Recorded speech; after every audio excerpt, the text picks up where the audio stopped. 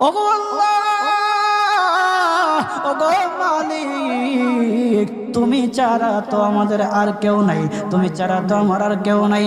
আল্লাহ গো, তুমি যদি মাফ না করো কে আমাকে মাফ করবে? তুমি যদি মাফ না করো কে আমাকে মাফ করবে?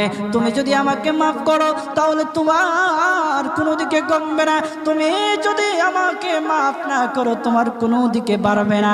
আল্লাহ গো, তুমি আমাকে মাফ করে দাও। সারাটা জীবন অন্যায় কাজ করেছি, সারাটা জীবন নাফরমানি করেছি, আমার কাছে কালেমার দাওয়াত কম আসে নাই, আমার কাছে কালেমার দাওয়াত কম আসে নাই, আমাকে লোকেরা কম বোঝায় নাই। ওগো আল্লাহ, তুমি আমাকে মাফ করে দাও।